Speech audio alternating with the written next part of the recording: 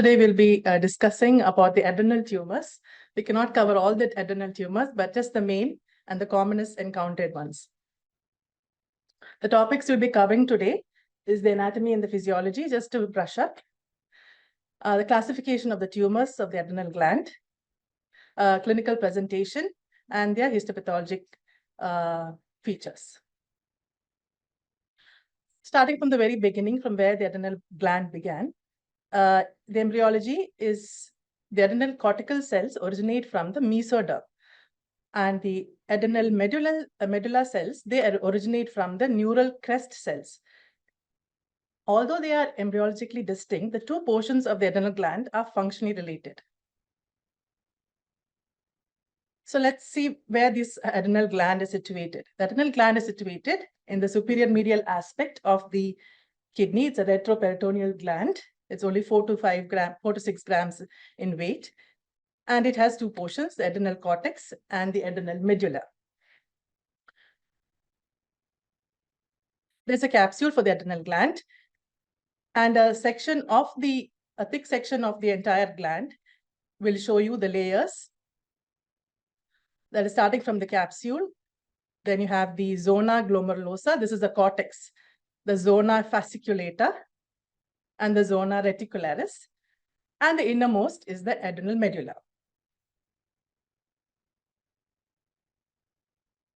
The cortex is on gross examination is yellowish in color because of its high lipid content, whereas the adrenal medulla is brownish, dark brown in color because of the extensive vascularization.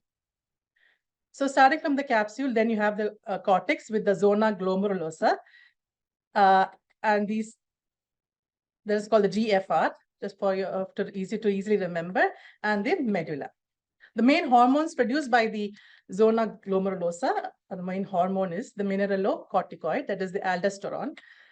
In fasciculata, the glucocorticoid, that is the cortisol. And in zona reticularis, it secretes the dihydroepiandrosterone, which will be later give us the male sex hormones. The function of these hormones are important because the clinical features and related diseases are important to know in connection to these hormones. The aldosterone, its main function is sodium reabsorption and excretion of potassium and hydrogen ions. The cortisol increases the blood glucose. And of course, the sex hormones is responsible for the male secondary characteristics, and it is the only source of androgens in women. Now, the tumors of the adrenal cortex, both malignant and benign, include adrenal cortical adenoma, adrenal cortical carcinoma, sex cord stromal tumors, adenomatoid tumor, mesenchymal and stromal tumors, myelolipoma, schwannoma, hematolymphoid tumors, and secondary tumors. Of the adrenal medulla, we have the pheochromocytoma, neuroblastic tumors of the adrenal gland, neuroblastoma, ganglioneuroblastoma, both the nodular and intermixed type, ganglioneuroma, and composite pheochromocytoma. Now, how does this aldosterone function, and the physiology of the aldosterone hormone is in the renin-angiotensin-aldosterone system. The stimulus is the drop in blood pressure and drop in the fluid volume, in which the renin is secreted from the kidney, acts on the angiotensinogen that is produced by the liver, and the angiotensinogen is converted to angiotensin 1 by renin. Then the angiotensin 1 is later converted to angiotensin 2 by an enzyme called the angiotensin converting enzyme that is present in the lungs and in the kidney. And this acts on the blood vessels, which causes vasoconstriction, increase the peripheral resistance, and increase blood pressure. And also it acts on the adrenal gland to release aldosterone, which later again, it helps in the reabsorption of sodium and water. Now, that is for the zona glomerulosa, where it secretes aldosterone. For the fasciculata, which secretes the cortisol, The axis is the hypothalamic pituitary axis, in which the hypothalamus is stimulated because of stress. It releases the corticotropin releasing hormone, which stimulates anterior pituitary to secrete ACTH, that is adrenocorticotropic hormone, which stimulates the chromaffin cells of the, which stimulates the adrenal cortical cells and release cortisol. And there's a negative feedback to regulate this mechanism. Now, that is for the cortex. In the medulla, as I said, the hormones in the medulla are the epinephrine and the norepinephrine and dopamine. Now, how is this regulated? The stimulus again is stress. When the sympathetic system is stimulated, the preganglionic, as you see here, the preganglionic sympathetic fiber from the lateral horn, it usually relays in ganglia, but in the case of adrenal, it directly goes into the adrenal gland medulla, where the adrenal medulla acts as the ganglia. In the other nerves, there are postganglionic nerve fibers, whereas when it comes into the adrenal, there is no postganglionic fibers. The adrenal medulla acts as the postganglia. So in the adrenal medulla, there are chromaffin cells which secrete epinephrine and norepinephrine, which are dumped into the blood directly, and there is no postganglionic fiber.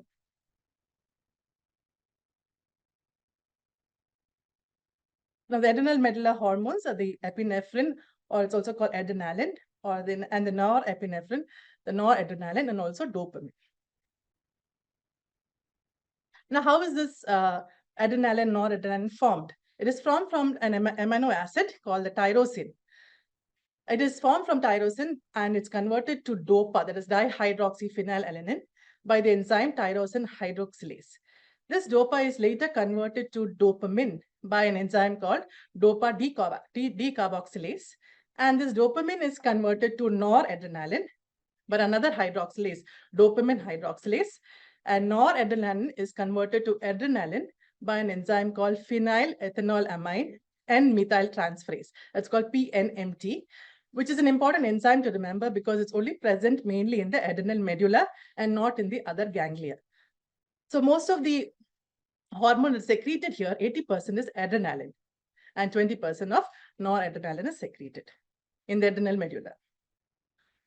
Now, why we are remembering this is because for diagnosis of this disease, of certain diseases of the adrenal medulla, we need to measure the plasma values of norepinephrine and metanephrine, which are byproducts of the noradrenaline, adrenaline. And also the other one is the homophenolic acid, which is a metabolite of dopamine, where it gets metabolized. And noradrenaline, adrenaline is VMA, or vanillin-mandelic acid. So these are the measurements that we are going to use in our laboratory diagnosis to diagnose some of the diseases of the adrenal medulla. Now, when we go to the adrenal tumors, there's two important questions we need to ask. One is it malignancy? Because sometimes there's a lot of overlapping features, even in pathology, and we have to find out those with the proper criteria, whether it is malignant. Second, is it functioning or non-functioning? Because then we will know some of the tumors, because of the tumor, they produce excess production of the hormones, and they have the side effects on the clinical features. Now, not all adrenal tumors are functioning. Functional adrenal adenomas is usually associated with Conn syndrome, that is also called hyperaldosteronism, and Cushing syndrome, which is also called as hypercortisolism. Adrenal carcinomas are usually associated with virilizing manifestations secondary to secretion of sex hormones. Now, we'll first talk about the adrenal cortical adenoma. These are benign tumors. They are mainly seen in, they're usually seen more in females and in the 5th to 7th decade. And their true incidence is unknown because many of them are non-functional. The incidence increases with age and they're generally uncommon in children. They're associated with genetic syndromes like Beck-Wiedemann syndrome, Lee-Fromeny syndrome, Carney's triad, and adrenogenital syndrome. 10% of the adenomas are functional and may produce a pure or mixed endocrine syndrome. Like we already mentioned before, in Conn syndrome or increase in aldosterone secretion, the clinical features will be hypertension, proximal muscle weakness, headache, polyuria, tachycardia with or without palpitation, hypokalemia, hypocalcemia. As we discussed before in the aldosterone, renin-aldosterone system, where there is sodium and water reabsorption and excretion of potassium. So all these features are related to that. Hypercortisolism or Cushing syndrome, the features are central obesity, moon facies, plethora, striae, thin skin, easy bruising, hirsutism, telangiectasia, and hyperhidrosis. And of course, virilization and feminization in males. Now, the gross pathology, you see the adrenal cortical adenomas, they are well circumscribed tumors with yellowish appearance because the cortical tumors are mainly lipid rich. And we can see that in the arrows that is showing the other, the normal adrenal tissue that is also deep yellow in color. Their weight is usually less than 50 grams and size is usually less than 4 centimeters. It's unilateral and is usually unilateral and with a solitary golden yellow color. They have areas of dark yellow and red areas because of the increased pigment. The functional adenomas may result in atrophy of the ipsilateral or contralateral adrenal cortex. The microscopy, in comparison to the surrounding adrenal gland, adenoma cells are larger with a different type of cytoplasm and increased variation in nuclear size. They have distinct cell borders and the cells have abundant foamy cytoplasm reminiscent of the zona fasciculata. There are balloon cells with clusters of cells which are lipid rich, as seen in Cushing syndrome. And the histological variants are important to note because oncocytic and myxoid variants have overlapping features with other malignant or benign cortical tumors. This is an oncocytic variant of adrenal cortical adenoma. We can see here the cells are mitochondrial rich. That is why they have abundant eosinophilic cytoplasm. And the nucleus are of varied, usually oncocytic tumors anywhere in the body usually show a lot of nuclear pleomorphism and can be confusing to pathologists if they're not sure if they are malignant or not. And they should look at the other features related to malignancy.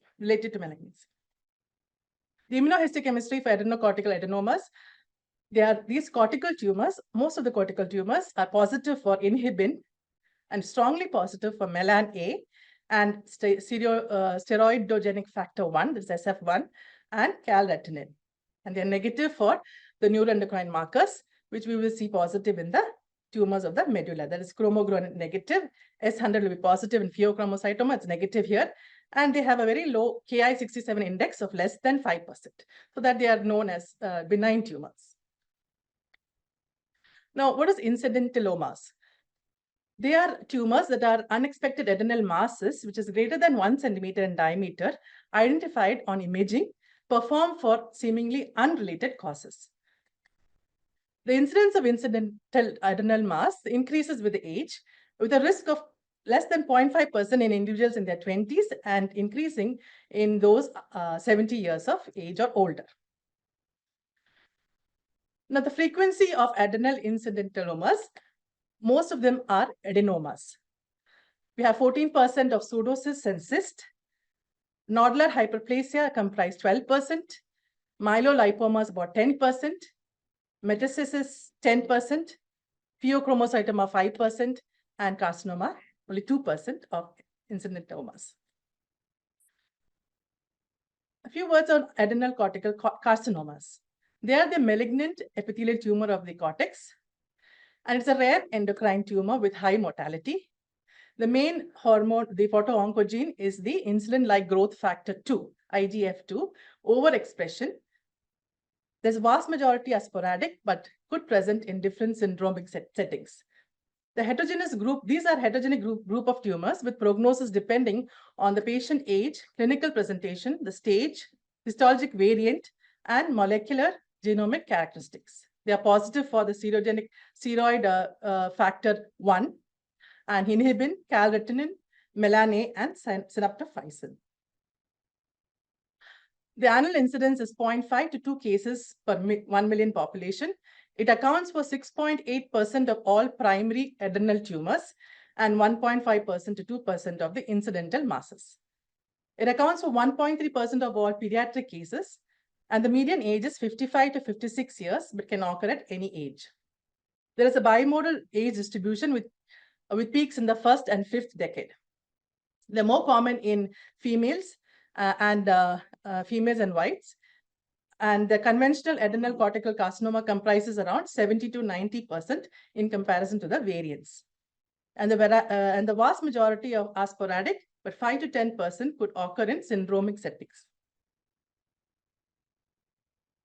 The clinical features, only 50% are functional. And again, just like in adrenal adenomas, the functional ones will be, in this case, it is more of Cushing syndrome. The other one, we said it's hyperaldosteronism. And 20% in sex hormone secretion, 8% aldosterone, and 15 to 25% mixed hormone production. Could present in non-functional, one can present in two ways. 80%, it creates a mass effect on the or mimic an infectious process. And with the mass effect, it can cause gastrointestinal symptoms, organ compression, or back pain. And the infectious process, localized pain, fever due to cytokines from highly necrotic tumors. 20% are also discovered incidentally during unrelated procedures.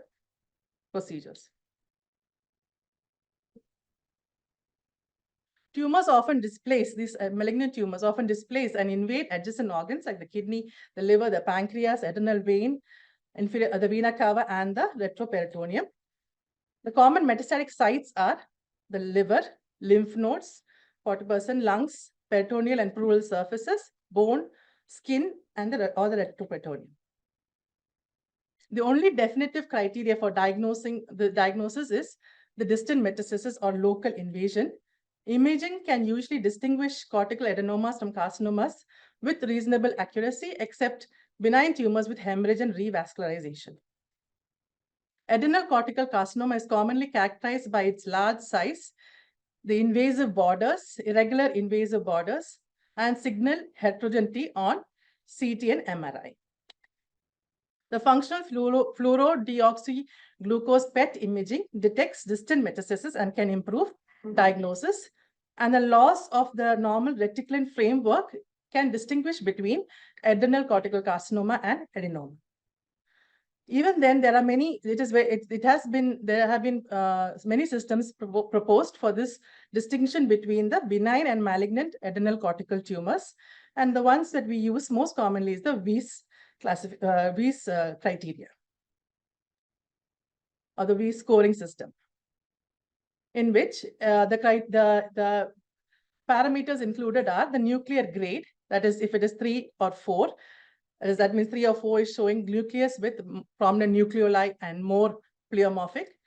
More than 5 mitotic figures by time with in 550 high power fields. Then atypical mitotic figures, clear or vacuolated cells which comprise less than 25% of the whole tumor mass. A diffuse architecture we'll put as 5. Necrosis, venous invasion, sinusoidal invasion, and capsular invasion. These are different points for saying whether they are malignant or not. And a Weiss criteria of more than 3 or equal to 3 is more in favor of adrenal cortical carcinoma. Now, for oncocytic adrenal cortical carcinoma, there's a different criteria, because these tumors are the oncocytic variant is more indolent and less aggressive. And their criteria is based on high mitotic rate, atypical mitotic figures, venous invasion for the major criteria, and minor criteria is large size, more than 10 centimeter, necrosis, sinusoidal invasion, and capsular invasion. One of our cases in BSH also, we had got a adrenal gland which was very big in size, large size, more than 10 centimeter, but did not fit into any other major criteria, and we had given it as uncertain malignant potential or borderline tumor with strict follow-up. Now, the gross description of adrenocortical carcinoma, they are solitary again, bulky, yellow, tan, or red mass, and the weight is more than 200. Tumor size is 10 to 12 centimeters. Original size is around 5 centimeters. There's 10 to 12. It has a heterogeneous cut surface with areas of necrosis and hemorrhage. The microscopic features, they are encapsulated tumors also, but they have variable size nests, large sheets and trabeculae of cells. There's invasion of the thick fibrous capsules. Commonly, we will see lymphovascular invasion. Commonly seen are necrosis, hemorrhage, and degeneration in malignant adrenal cortical tumors. The cells are large with granular eosinophilic cytoplasm. They are pleomorphic nuclei. I said like nuclear grade 3 and 4. There are frequent intranuclear inclusions, and atypical mitosis is an important feature for malignancy. Grade is defined by mitotic frequency as low grade and high grade depending on the mitosis. Then the morphologic subtypes and the variants are the conventional, which I already said is the vast majority, which is comprising 70 to 90% of cases, but oncocytic variant should be recognized, in which more than 75% of the whole tumor mass are oncocytic cells. Then they have the myxoid variant and the sarcomatoid variants. Immunohistochemistry for adenocortical carcinomas are SF1 positive. They're again melan A because it's a cortical tumor, and they have synapophysin, and the negative for S100 and chromogranin. Now, to distinguish adenocortical carcinoma from adenocortical adenoma is difficult. As we already said, we had several systems that have been proposed. And all these systems rely on certain features, like we said, size, necrosis, mitotic activity, and atypical mitosis. And that is why we have the modified V system, in which we presently use. This is the modified V system, where there is increased mitosis 5 per 50 high power field. To say if it is malignant, we need 1 point for each of the presence of atypical mitotic figures, necrosis, and capsular invasion. 2 points for, again, more mitosis of more than 5 per 50 high power field, and the presence of clear cells. Because more clear cells are there, more it is to a benign. So lesser the clear cells, it is more of a malignant nature. And the total score ranges from 0 to 7, and a score of more than 3 is highly correlating with malignant behavior. Now, the pheochromocytoma. These are the tumors from the adrenal medulla. So far, we saw only the cortical tumors. Now, the adrenal, approximately 30% are hereditary and include the following autosomal disorders: the von Hippel-Lindau syndrome, multiple MEN2, neurofibromatosis type 1, and familial paraganglioma. You should suspect hereditary etiology when family history or symptoms of a syndrome are there, when the tumors are bilateral, and if the presentation of the tumor is in a person less than 45 years of age, and there is paraganglioma concurrent with pheochromocytoma. Essential features: the paraganglioma of the adrenal medulla is composed of chromaffin cells, that is the neuroendocrine cell of the adrenal medulla, and these cells produce the catecholamines.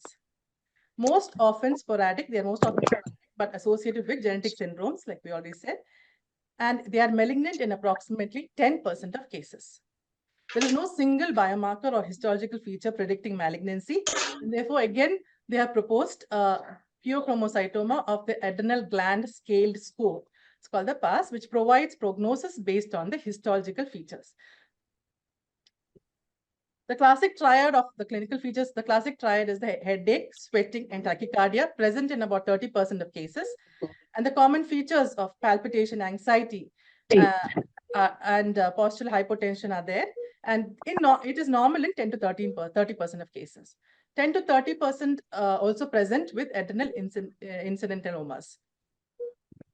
Anesthesia and tumor manipulation can produce a lot of these hormones and elicit a catecholamine crisis. The tumors secrete norepinephrine, epinephrine, or dopamine. And these are important for us because for diagnosis, we need to detect these metabolites in the serum or the urine via the high performance liquid chromatography or tandem mass spectroscopy method. And at present, we are doing the plasma and urine free metanephrines. I showed you in that the metabolites free metanephrine recommended as a test of choice, and the sensitivity is 99% and 97%. If borderline elevation is there, follow up with clonidine suppression test also should be done, measuring the plasma metanephrines following that. Chromogranin A secreted by the chromaffin cells will be detected in up to 91% of cases. Rarely, other adrenal lesions yield pheochromocytoma-like symptoms with similar borderline or elevated metanephrines. That's called pseudo-pheochromocytoma. And reports of other catecholamine producing lesions in the adrenal gland are adenoma, hydatid cyst, oncocytoma, endothelial cyst, and malignant melanoma.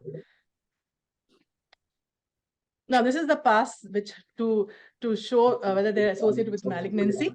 That is clinical features, younger age.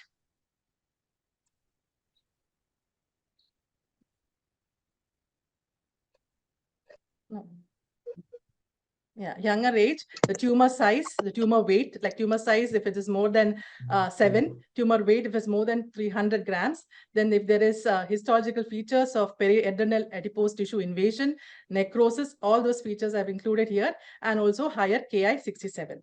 So these features have to be looked for to see pheochromocytoma with malignant features. That is what I showed before as a pass scoring.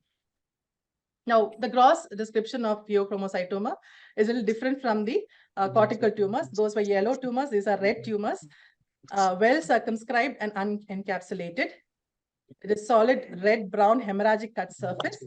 And the mean diameter for benign cases is up to 6.5 centimeters. And more than 7 is usually of malignant behavior.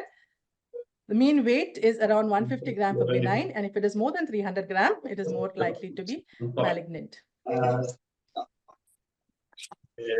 Histological features of pheochromocytoma is the nesting pattern. As all of you know, the Zellballen pattern is a German word for showing nests of cells. So balls or nests of cells. So these are the nest of cells in this arrangement, and separated by these septa, which contain the substanticular cells, which are which is prominent in pheochromocytomas and can be stained with S100 immunostain. The cells are large, uniform, or extensively vacuolated. The cytoplasm is abundant, fine, granular, and they contain pigmented granules containing hemosiderin, melanin, neuromelanin, and lipofuscin. The nuclei are usually uniform, but can exhibit variation in size, and nucleoli are prominent. This is a picture showing the capsular invasion in the first. You see the capsule and the tumor invading out, one of the features for malignancy. This one is showing this is a dilated vessel with tumor cells inside the big vessel. And this is the tumor, the tumor with the infiltration. The immunohistochemistry, it's a neuroendocrine tumor, which has the markers, the chromogranin A, synoptophysin, S100 is also positive, and is negative for the cortical tumors markers like calretinine, melan A, and inhibin. This is the pass scoring, the same thing which I have with the scoring system.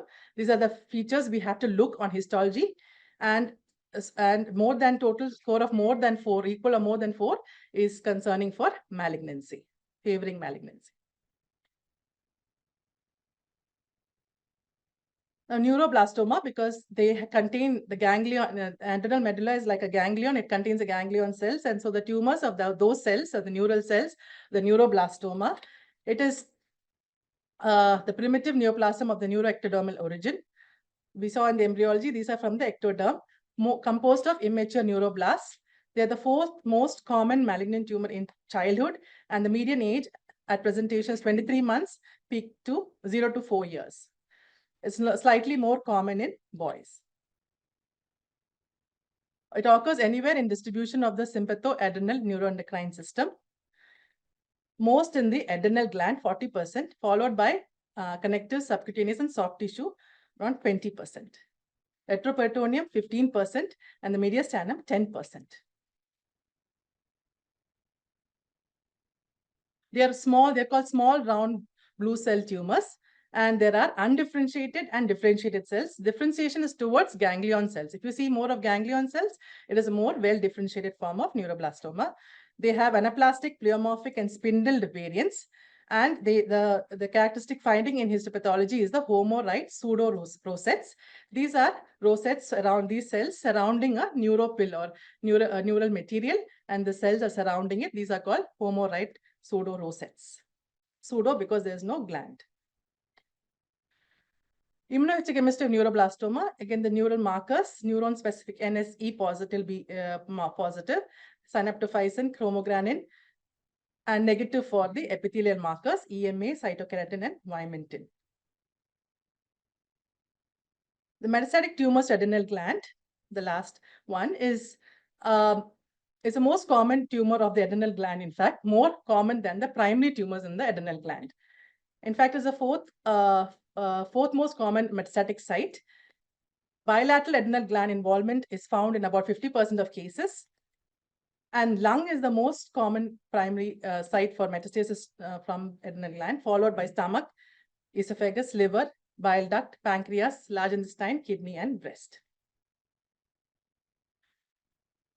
The gross pathology is often multifocal. Solitary lesions may mimic the primary tumors. Typically involves adrenal cortex and often shows extension into the adjacent adipose tissue. And tumors may show extension into the inferior vena cava. And the metastatic tumor depends on from which area it's coming. Depending on that, it will be adenocarcinoma, squamous cell carcinoma with glandular differentiation can be there. And also metastatic melanomas, in which you see the melanin pigment.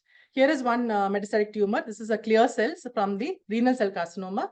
You can see that these are the metastatic tumor cells, and these are the normal cells. And many of the cells of the metastatic sites can mimic the primary tumor cells. So immunohistochemistry is one to distinguish that, differentiate that. The morphological mimickers of adrenal cortical carcinoma include the metastatic renal cell carcinoma, large cell neuroendocrine carcinoma, hepatocellular carcinoma, melanomas. They all have clear cytoplasm, and abundant cytoplasm can mimic, and immunohistochemical markers will be helpful for that. That's the end of the tumors. Now, this is just what is common between these three famous personalities. Yes, they all three are adrenal diseases. President Eisenhower, the 34th president, had the pheochromocytoma. It was an incidentilloma. John F. Kennedy had Addison's disease, so 35th, the next president. And Krishmithasan also has Addison's disease and is on treatment. To conclude, though it's a very small gland, we said it's only 4 to 6 grams. It's a very important gland in the body and with powerful hormones that affect everyday life. And one needs to have high clinical sense and a high suspicion, and radiological and histopathology correlation is vital in differentiating malignant and benign tumors. Thank you.